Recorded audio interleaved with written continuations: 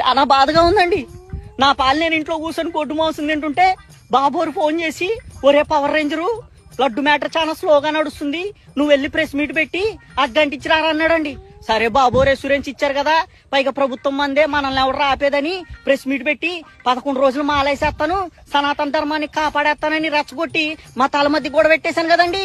ఇప్పుడు ఆ issue national అయిపోయి కోర్టులో లడ్డూలో కల్తీ జరిగిందా లేదా అని ఆధారాలు తీసుకురమ్మన్నారండి. సరే బాబు గారి దగ్గరికి వెళ్ళి ఆధారాలు అని అడిగితే ఆధారాలు లేవు, బొంగు లేవు, నిన్నెవర్రా ప్రెస్ ముందు నోటుకొచ్చినట్టు వాగమంది, కింద మీద అయితే నిన్ను ఇరికిచ్చి మింగుతా ఉన్నాడండి. దెబ్బకు బుర్ర పాడైపోయిందండి బాబు. ఇప్పుడు ఇష్యూ సీరియస్ అయ్యేసరికి అబ్బా కొడుకులు ఇద్దరు సైడ్ అయిపోయి నన్ను ఇరికిచ్చి మింగుదామని చూస్తున్నారండి.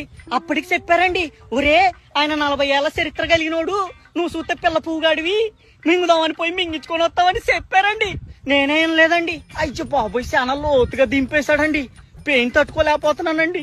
మీరు మాత్రం కొద్దిగా జాగ్రత్తగా ఉండండి బాబు గారితో.